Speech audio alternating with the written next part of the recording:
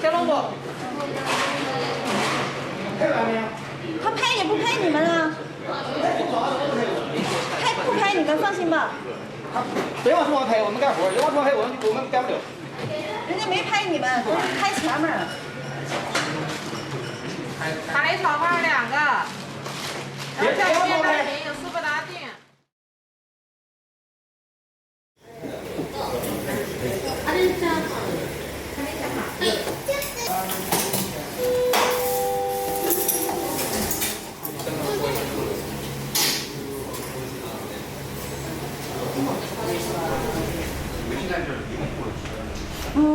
现在是今天上班的有几个，前面1个，完了后面是3个人，前面也是3个人，就是6个人，对，每天有6个人，每天有6个人。那里还有倒班的吧？有倒的，那加起来差不多得用10个人。差不多，每个周天休息1天。啊，这厨房也够大的哈，这锅同时我看都有4、5口啊，是吧？对，4口锅同时烧，4口锅。基本上吧，因为中午忙的时候吧，基本上就都点着。哦，对。中午生意好还是晚上生意好啊？要说忙吧，是中午忙。是吗？因为中午吃那定时的多。对，吃定时，因为大家都上班啊。中午他只有1个小时，都集中在1个小时来吃饭。啊。对，所以中午我们就超忙。但中午那个便宜一些哈，中午挣的少一点吧，中午。对，中午是挣的是真少啊。现在原价物价又那么高，像我们这个套餐，你吃1碗拉面，再加上一个那个饭，对，才1000日元。但是你看人家加上税，这1188，其实也挺贵的了，对当地的人来说。还行吧，反正就之前不是这个价钱，之前要便宜，就因为现在物价涨了嘛。涨价了。对，所以说，你像我们要是按照原价吧，有点维持不下去了。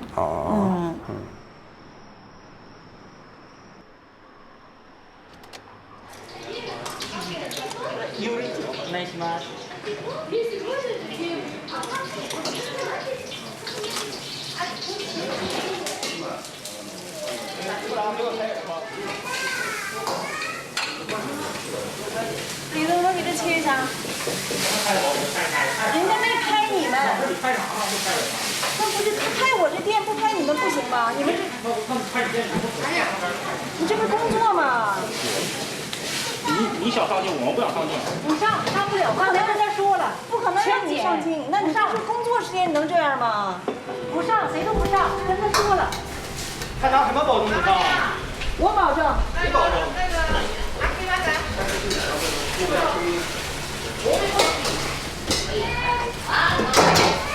那你们这啥意思啊？这？没拍你，没说吗？他拍这个面和干活的地方，他想拍干活的地方。拍店拍干活地方干啥？我们这个干活拍干活地方有啥拍的？几号？先让他们走一个来。走完了。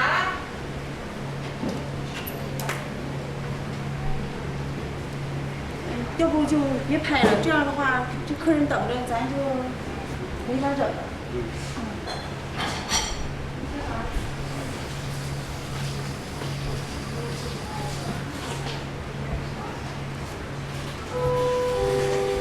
干啥呀？你谁呀，哥们儿啊？我看你谁呀？没拍你。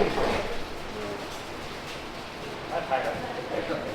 那个，我说你别这么激动，我说兄弟，他这个我这没有拍你。还是采访来了，非得拍着。宣布合规有这个对人体有益，他不天天喝。我拍你呢。我们也谈说对日本好，对中国好，我们在这儿也拍。替谁说话？我们是个媒体，怎么可能替谁说话呢？对，这个实际是什么情况？我们就真实的呈现出真实的情况，这个是替中国政府说话，不是替。对，咱就是还是那句话，咱就是要老百姓，理解不了啊。对。我也理解不了，为啥？这么大气儿。对呀。其实他在后头，他戴个口罩什么的，他们是男人。那啥呀？其实都这样。边，还是我在这儿该傻了呀？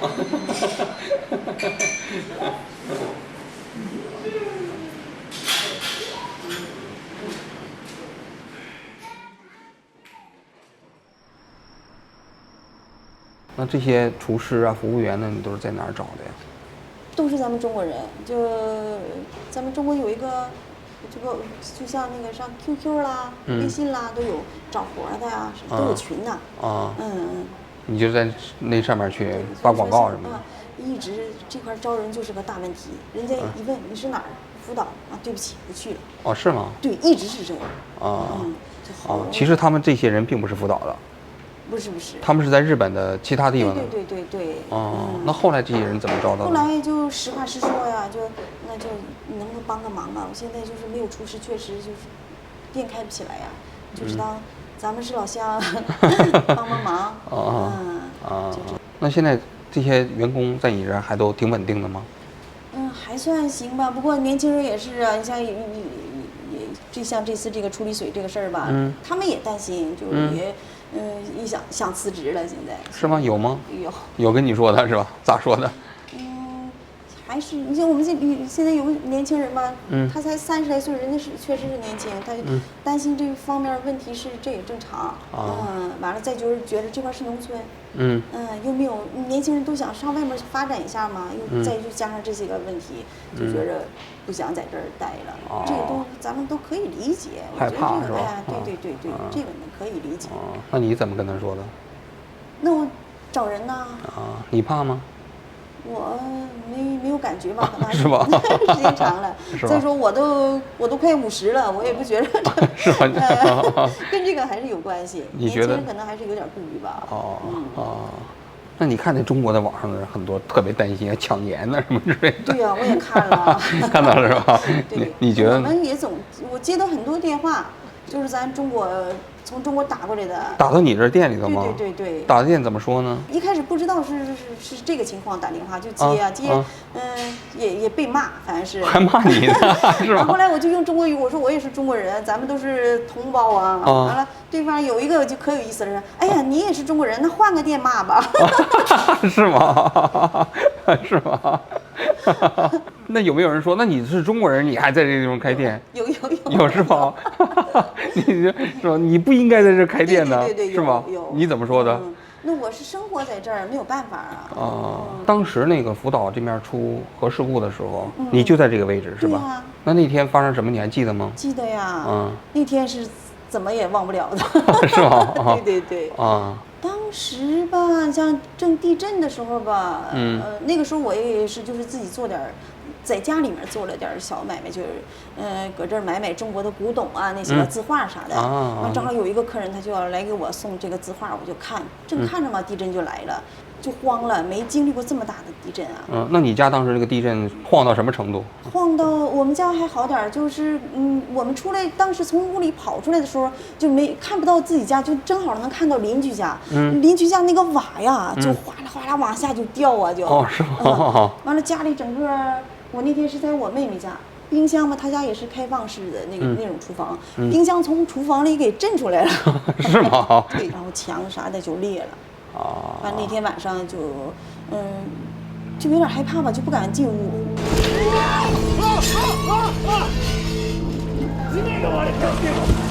就没敢进屋。没敢进屋，因为一直余震嘛。那什么？第二天就开始避难了。那当时有告诉你们避难是什么原因吗？当时就是说有可能说是这个发电所说出现事故了。本店大変ですはい。爆発が今起こりました。現場の人のは対現場の人。今1時間以内に実現可能かと。当时对所有的当地的老百姓来讲吧，就是可能马上就能回来，所以说我们啥也没拿，就觉得出去避一下难就能回来，真是没想到走出去了就没回来。那时候就整个避难所就是关窗户、关门，就是那边爆炸了，就太可怕了，就觉着。走也走不了，就可哪家是车大，说开这一家的车，咱们就挤吧，就往里挤。那时候那路也是，就震的可大一个窟窿的，就可有的地方就走不了的。我们是那天晚上开车，好容易是对付到了新泻。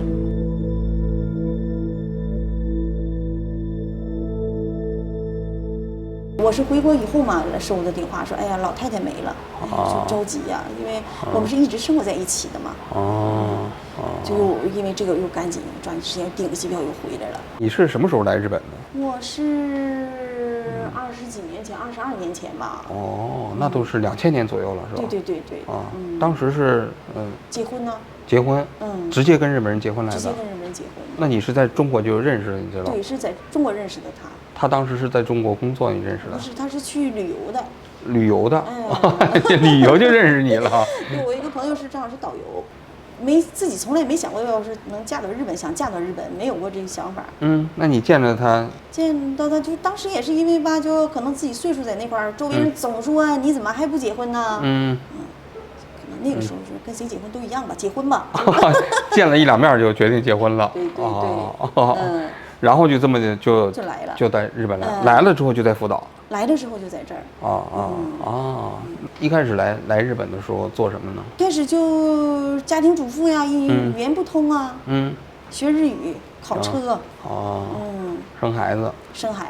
咋说呢？就是一开始嫁到这一家吧，就他们家就比较传统的那种日本的大男子主义，比较怎么个大男子主义了？就比如说这个男人在家里啥也不干啊，完了你天天要给他们放好洗澡水，这老公我们可是跟我老公和老婆婆一起住的，因为老婆婆就是那么干过来的，他男人他只要是一回来他就坐那块儿，就好像屁股粘到那块儿了，冰水完了你就得递过去，递过去，就是那个时候就因为咱们中国人吧不习惯这个，就比较气呀，心里觉得男女应该平等，对，觉得应该平等，像我当时吧，其实反对我嫁过来的人，我妈就第一个反对，她就不让你去走，嫁到那么远，你嫁过来觉得过得不舒服、不顺心的时候吧，又觉得没脸回去，就是在这死扛吧，就得忍呐，那就忍吧，就这样。像我们家孩子，小的时候吧，我语言还不通，就没有说这个男人跟着你一起说领孩子上医院啊，小孩啊发烧啊、感冒啊，这是经常的，全是自己。就你那时候你自己带孩子去上医院的话，你丈夫？对呀，没有过。不陪你去。他第二天你说上医院了啊？是吗？就一带而过，因为我语言你不通啊，所以我就自己拿个本儿啊，拿个笔啊。是吗？是吧？就写汉字儿。就是说可能日语也是在那个时候也是憋出来的。憋出来的。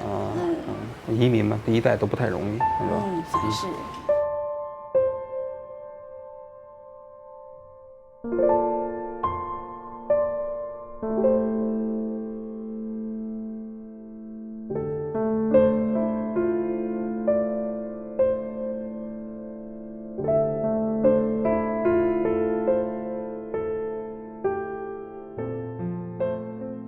那个时候可能就是也因为说中间有给他们这当地的这些个住民呢，也给了一定的赔偿嘛，人嘛，你有了钱了，可能就是像有些男人嘛，他想玩的心就大了嘛。你就是说那东电呢和那个给你们一些补偿是吧？对。你们家给了多少钱补偿？我不知道啊。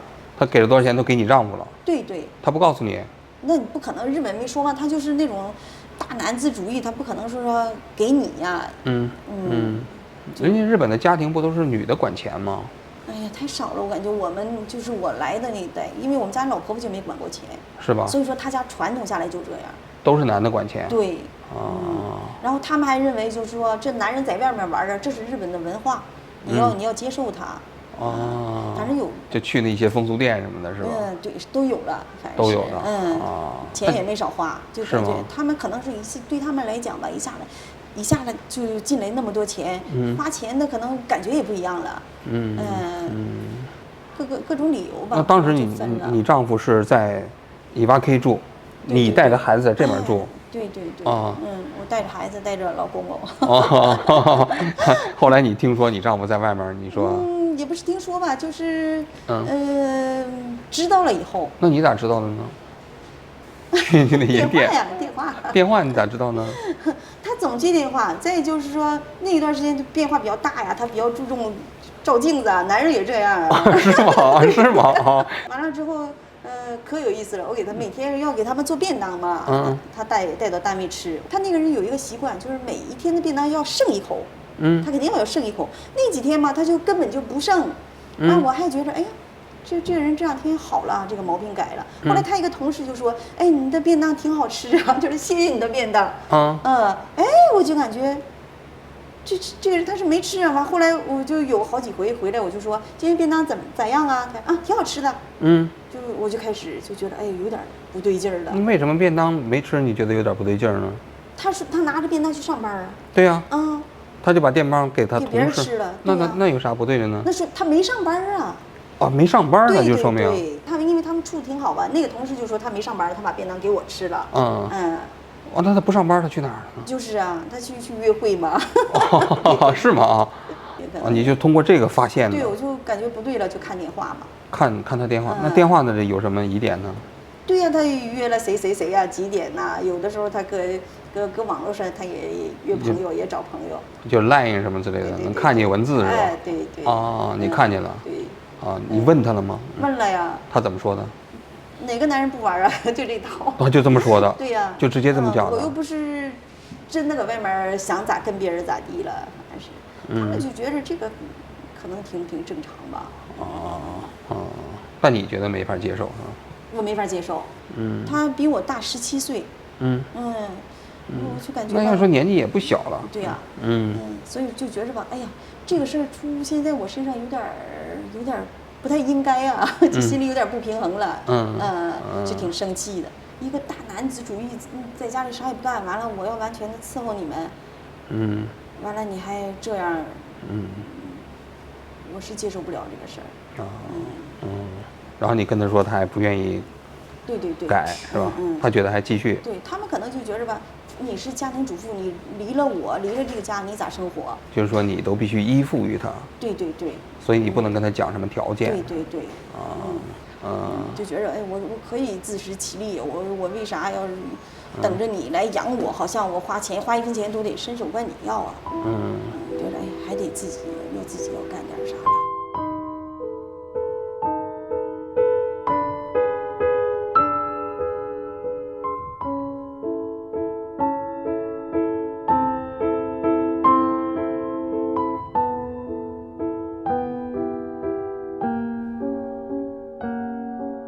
那你当时跟他离婚的时候，他就很快就同意了？不同意啊，那个当时好像就是老公比较强势吧，老爷子也不希望说我们离，他就总说，哎，你们离了我咋办？因为我一直照顾他嘛。人家老头也是一直那么些年我照顾着。他就总强调我咋办呢？我咋办？不过现在我们离了之后，我现在就前老公公，我还是一样照顾，经常看他是吧？经常，昨天晚上11点半又来电话，他睡不着觉了，是吧？那他当时离婚的时候给你有分了一些？啥也没有，前提就是签字的条件是我啥也不要。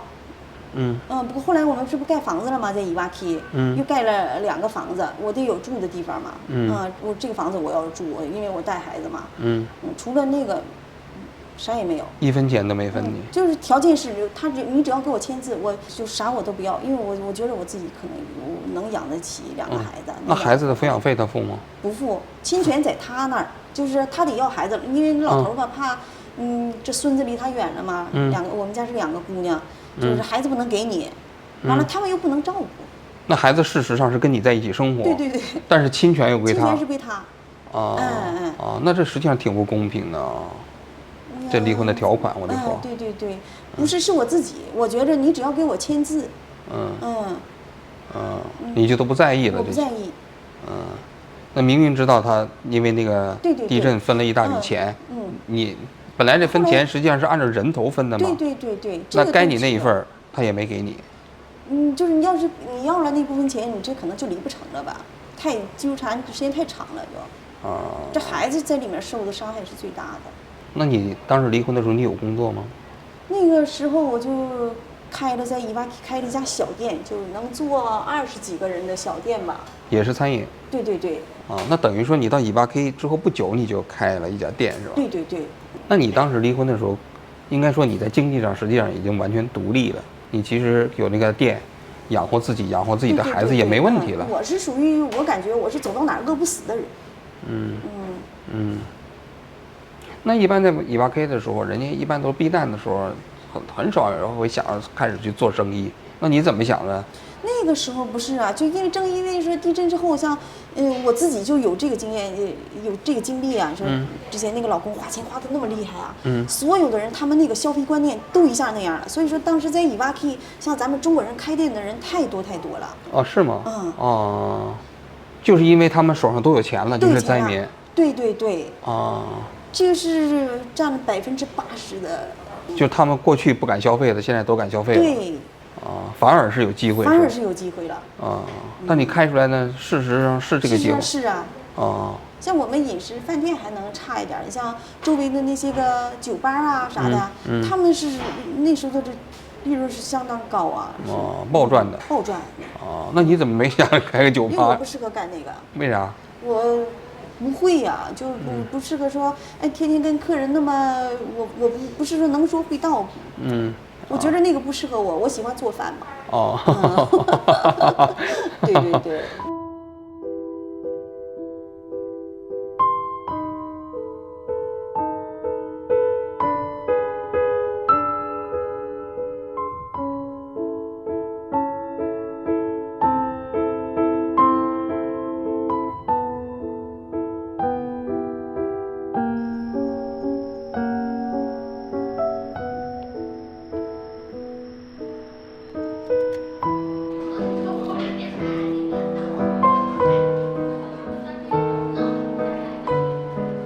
其实你给我讲的时候，我觉得你一开始刚出事的时候，你特别害怕，都跑到中国去了，都躲得那么远。但是现在呢，别人都害怕了，你都一点都不害怕了。那这个变化到底是怎么产生的？习惯了吧。再一个就是我中间吧，就有一段时间身体就出现了点状况。什么状况？手术了一回，那后来就是像那个。叫啥呀？就是像乳腺癌吧。是吗？对。我就感觉吧，在我们家也是，就我姐姐也是癌症去世的。对我个人来讲吧，就是人这生本来就挺短暂的嘛。我现在天天就这样，我每天晚上睡觉之前我就想，哎呀，今天一天过得挺充实啊，我不想明天的事儿。是这样，所以我就没觉得是害怕，没想那么多。你是觉得就是说？想那么多可怕的事情没有用啊，你解决不了啊。就像有病啊，这人吃五谷杂粮，哪有说你没有病的？有病就能治咱就治呗，你就不要浪费这时间，天天每天你开心的，你开开心心过了，每天不好吗？哭也是一天，笑不也是一天吗？那你来之前，你有没有想过这个地方的安全性？就比如说，没想那么多，当时完全没想，完全没想。基本上就觉着，反正这块也有人住，天塌下来又不是你自己，就有这个想法。但人家可能是因为工作，比如东电的那些人，对不对？他可能没有办法选择。但对你来说，你其实可以不来嘛，对吧？或者说可以再过几年再回来嘛。对。不过你这老人回来了，老爷子回到这边来住了。他自己先回来了。他现在是跟他儿子在这边住。其实如果要是没有这个核电站的事故，你老公可能没有那么多钱，或许可能也不会。可能吧。那你呢？过去的先生呢？现在怎么样状况？现在我们见面吧，他好像就，打个招呼吧，有时候就是你好，有的时候他就躲了，他就。是吗？对。是吗？不跟你见面是吧？对。那其实也都分手也挺多年的了吧？挺多年了。还这样还这样，可能就是这个性格吧，他。他是还是不能释怀，就是说你跟他离婚的事儿，对，觉得你不应该离婚。那现在你原先的先生他又结婚了吗？没有，就一个人。跟他夫妻一起生活。那当年的钱花完了吗？差不多吧，我感觉。是吧？就这个花法也是，昨天老爷子就说，半夜11点半吧，我一接电话一看是老爷子来电话，说咋的了？这个时间，我睡不着啊，反正说他又出去打麻将了，那个就是白天出去玩一天，6点回来一趟，又出去天天又打麻将了。那您现在又结婚了吗？我没结婚。对，一个人带孩子这些年。对，就是一起生活的有一个人，对，中国人吗？日本人。但是没结婚。没开灯没开。做1号那我那杯子啥的都有1号了，基本上做到卡子给洗的。老爷子也知道，就是有啥活吧，我其实我们家挺奇葩的，我能带着现任去帮之前的老爷子干活。是吗？就带你现在的一起生活的人，然后就帮那边的老爷子干活。对，因为他儿子不行嘛，他不啥也不干呢。这老人也是怪可怜的。那你先生就是我原先的先生，他有没有就是说流露一些后悔的那种感觉？之前有，后来就是你不给他机会，也就。之前有是什么时候？开仙台那个店的时候吧，晚上他就来电话的，哎，我这个电车坐的时候没有车了，完了我坐不上车了，我能不能上你家去住一天，住1晚上，我第2天就走。是吗？那他当你面呢，有流露出来过这种？现在没有了。之前就是态度不一样了。是吧？态度不一样是什么意思？就比如说以前他是这样高高在上的，后来就是咋样啊？你就有一阶段要注意身体啊，不要太累了。地位不一样了是吧？对。就当年没有那么尊重你是吧？对。但是现在离婚以后，你觉得再跟他打交道的时候，他不再像过去那么不尊重你了。对。所以人吧还是要自立，我感觉。这个我感觉是最主要的。所以人还得自己奋斗。对。才能赢得别人尊重。对。